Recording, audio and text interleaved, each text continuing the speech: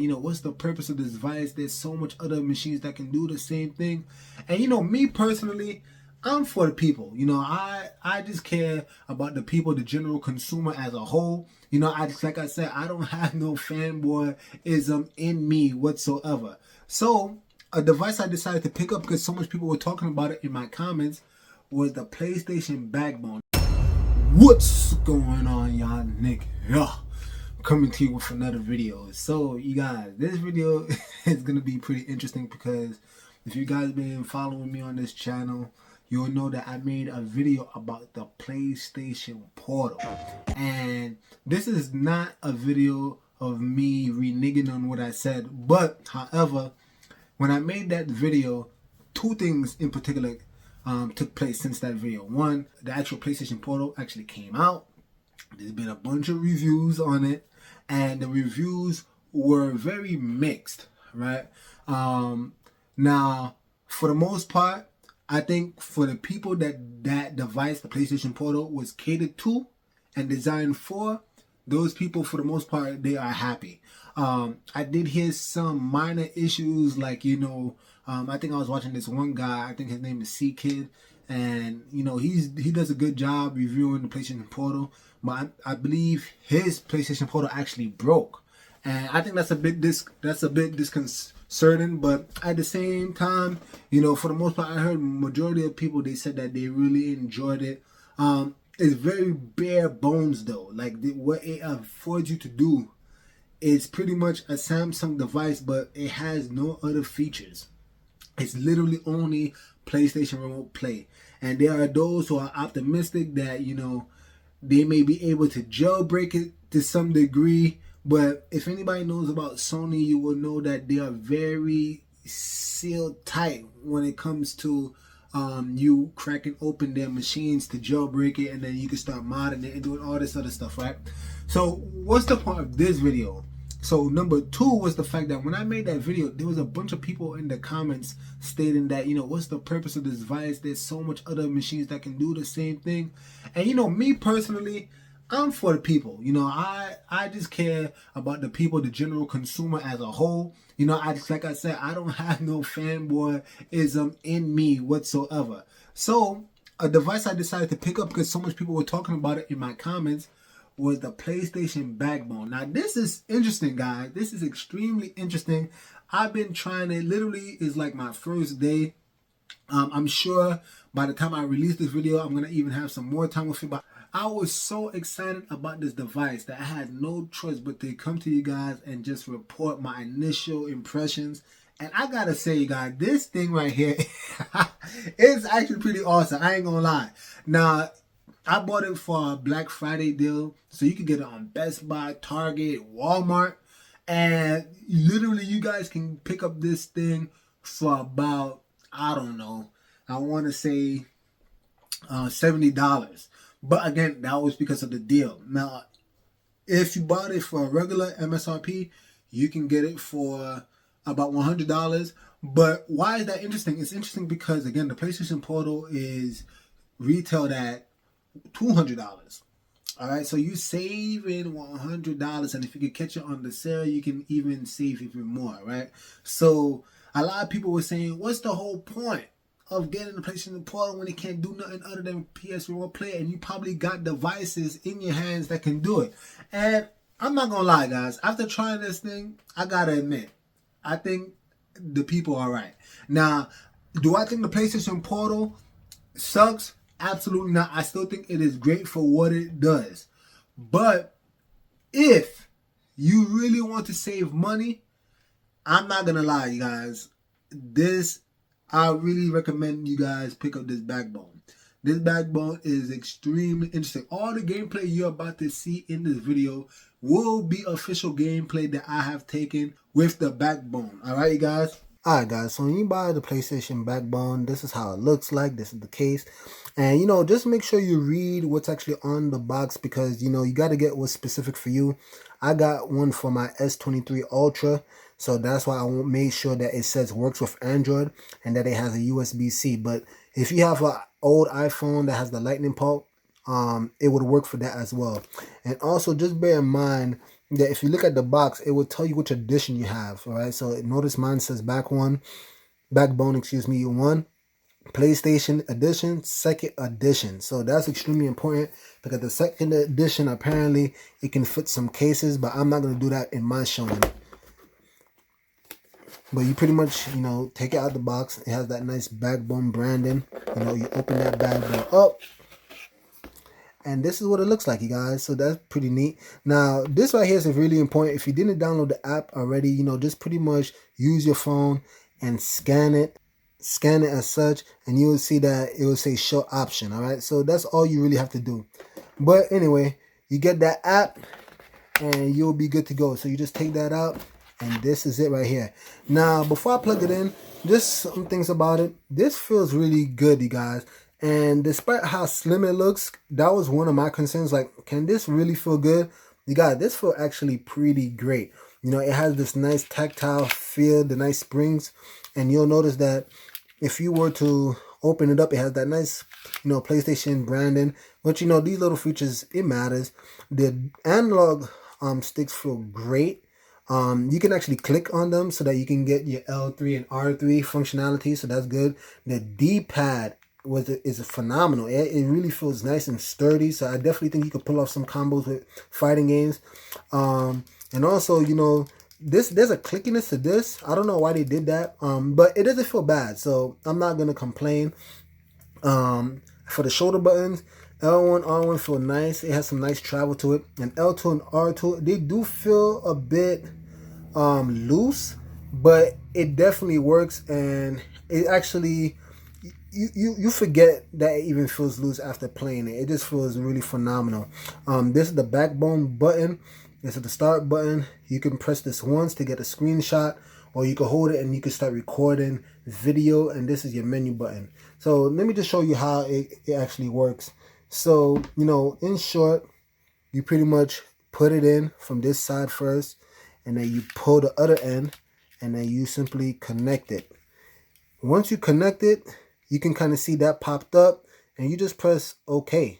Once you press OK, notice it brings you seamlessly, automatically to the app. And this is probably my favorite part, you guys.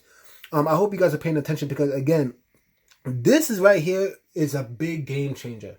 If you guys ever played mobile games, you know that it's kind of wonky, you know, because you're pretty much playing your games on your phone.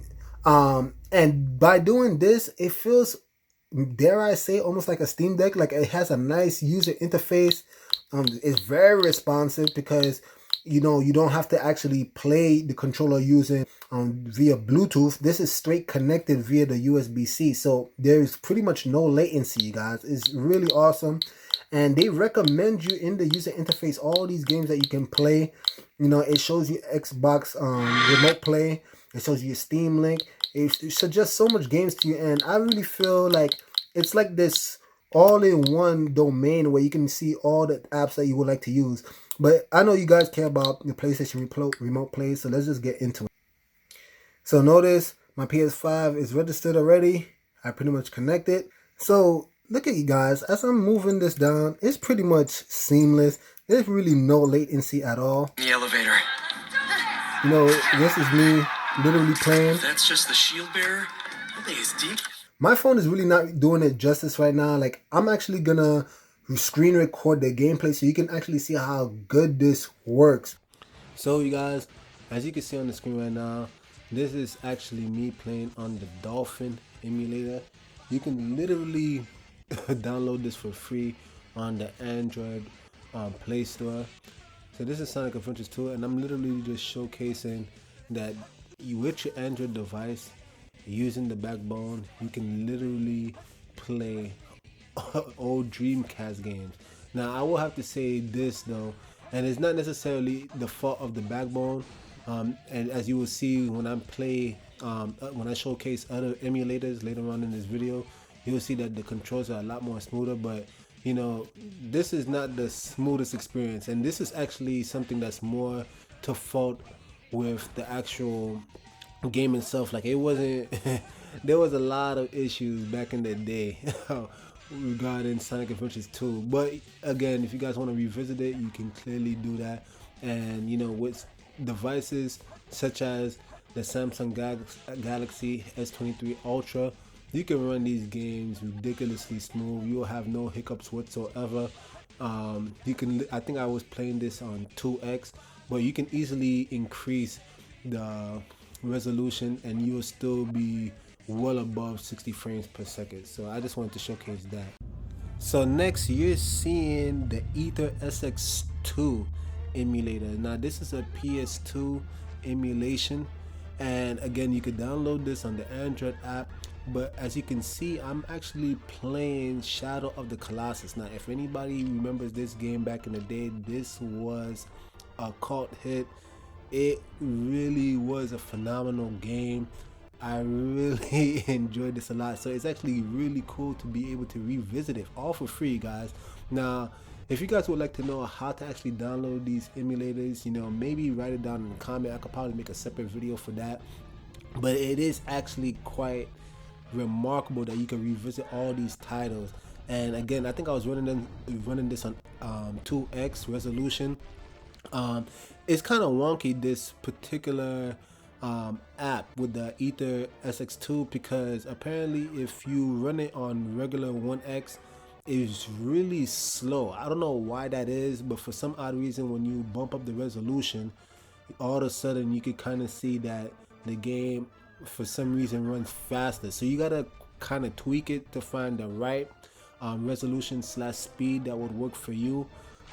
But again, this is great, and you can actually, as you probably could see on the screen, I actually did a 16:9 ratio so that you could kind of have more of like a widescreen look, which if I recall, I do not think they had that in the original Shadow of the Colossus. So just something again, to really consider. But this game was working phenomenally, and as I was saying before, with the other emulation, the Dolphin emulator, the thing is, this in relation to the Dolphin, this runs way smoother. The controls are a lot tighter, although that's what does that mean really in the grand scheme of things, especially considering considering Shadow of the Colossus, because if anybody remembers that game, the controls were a bit wonky, but it worked, and that was the thing. And I'm actually glad you guys can see some of this. I know it may be weird that you're seeing the screen flip over and whatnot, but you could kind of see that I'm still receiving text. So this is definitely on my phone. You could kind of see that when I rotate the screen, it kind of rotates the actual gameplay. So these are just little things that kind of take away from the overall experience. It kind of reminds you that you are gaming on your phone. But again, you guys, you get in this experience for just pretty much essentially for free if you have a phone already, which most of us do. And also too is like taking consideration that you're not spending hundreds of dollars just to play something like a Steam Deck, or even in the case of the PlayStation Portal, which is $200, and it can't even do emulation because it can only remote play. So again, I was really impressed with the backbone, because I was just amazed that you guys can actually do all of this for just the 100 price tag. So just let me know. I would really love to hear from you guys if you like it. But last but not least, let's actually head to some actual PS5 remote play gameplay. You're gonna really be surprised how well it functions.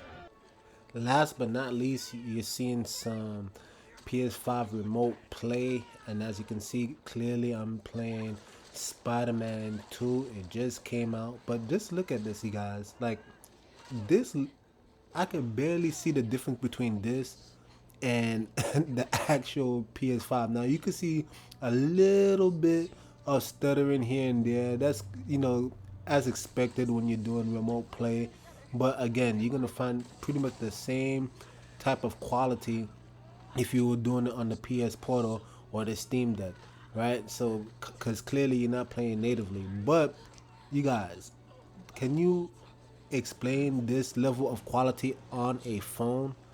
And again, it's really phenomenal to see that how well this is running. Again, I really just want to show you guys this because Again, I spoke very highly of the PS Portal, and I still think it's a great device, you guys. I really do. I really believe it is a great device. However, I just want to show you that there are alternatives, and I'm never too prideful to admit that you know Sony could have done more with the PS Portal, especially considering that this quote unquote Android device is literally locked so that you can only do PS Remote Play. You cannot do anything other than PS Remote Play. And this is just an alternative, guys. Now, granted, the backbone does not feel as good as a dual shock controller. So yes, it's not gonna feel as good, but it's serviceable, it's functional, and it's only for $100. And if you get it on sale, you can even get it for cheaper. But like I said, I really do care about you guys. I want you to save as much money as possible, and that was one of the reasons why I actually was an advocate for the PS Portal, because unlike the Steam Deck, which can do this as well, but you're dropping $400 plus, which is almost double the amount of the actual PS Portal. And if you want to use other services such as the Logitech, I believe it's G Cloud or something, that costs $300. Or if you're paying for any other type of device, like the Lenovo Legion Go, that's $700. You have the Asus ROG Ally, which is about $600. So you get what I'm getting at. I think you guys are picking up what I'm laying down. That clearly these devices are extremely, I won't say overpriced, because there is a lot you can do. These are literally portable PCs, so I'm not gonna say it's overpriced.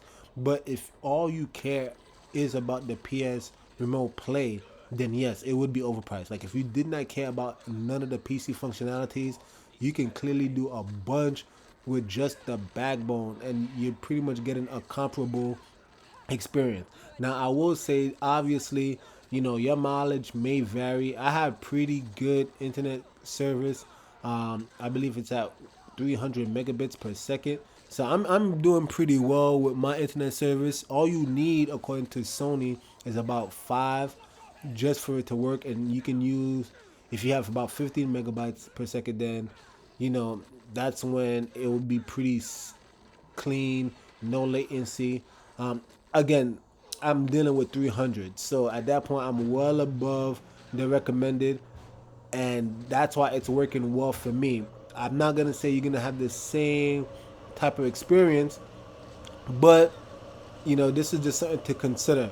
I will finish off by saying one last thing too, which is that apparently with the PS Portal, there were people who were trying to use it outside um, of their home, and they were getting blocked because the actual portal doesn't have a dedicated web browser whereby you can actually plug into the Wi-Fi, which you can imagine how much that would suck, because essentially now you're saying that, okay, this device which only works via Wi-Fi, or you might be able to use 5G connection and connect it to your phone, but for the most part it's used via Wi-Fi if you want a stable connection, and you can't even use it outside your home because it doesn't have access to a web browser, so that you can, like, for example, if you go into a Starbucks usually sends you to their actual website so that you can actually connect to their Wi-Fi. Without the web browser, you can never connect to it, and therefore this device, the PS Portal, is only serviceable to you at your house. You don't have that same issue with the phone, you guys, because it does have a dedicated web browser. Then all you need to do is connect to the Wi-Fi, and then you can go to PS Remote Play. So again, it really hurts me to say this, but the phone really does allow you to do a lot more. But here's what you really need to understand, you guys. All right, do not take this for granted. The phone, again, I'm gaming on a Samsung Galaxy S23 Ultra. When I bought it, it was over $1,000, which is actually way more than any of the devices that I mentioned. So yes, can it do all these things? Does it do it well? Yes, but I also paid $1,000, you guys. You get what I'm saying? So I do not want you guys to, just poo-poo on the PS Portal, which is allowing you to do this for $200. A lot of times people are looking at it like, what's the point? Well, the point is you're getting a pretty good experience for only $200. Now, if you want to spend literally 5 times the amount to get a phone, then go ahead, right? Like the Samsung Galaxy S23 Ultra, I believe is using Wi-Fi 6, so that's another reason why the latency is cut down. The experience is really good. But if you're doing this via an older phone, like say if you have like a really old, just a Galaxy 6 or Galaxy 5, which I think at that time they probably had Wi-Fi 4, if that. But what's my point? Obviously, the older your phone is, you're not gonna have that smooth gameplay because now you're dealing with more inferior Wi-Fi. The connection is not as strong, etc., etc. So again, I really want you guys to just put things in perspective. Can you have a better experience cheaper, considering that you already have a great phone? Then yes, it will be cheaper to just purchase the backbone. But if you do not have a great phone, and I don't want to assume that everybody has the best phone in the world. If you don't have a great phone, just understand that, like I said, your mileage may vary and you may not have this smooth gameplay that everybody's raving about, all right? So, again, I'm not here to just crap on the PS Portal because I think it is good for what it affords you to do if you know exactly what you're using it for and you have a very specific use case, which is maybe the TV is already occupied and you just want a game, you know, on your couch or in your bed without having to hug up the TV. Then yes, this is a viable option for you. But again, you guys just understand that. But I really want to know what you guys think. What you thought about the video. Again, I try to show as much gameplay as possible just so that you guys know exactly what you're dealing with. But if you did like the video, please like, subscribe. Please comment down below if you have any more questions. I would love to answer it. And hopefully, this helps you actually make the right decision in terms of what game you want to, not a game, but if you want to purchase the PS Portal versus the Backbone, or maybe you're going to hold out for a Steam Deck, just do what's comfortable for you and what your budget can afford. All right, you guys. But with that being said, Nick over and out. Jesus is king, y'all.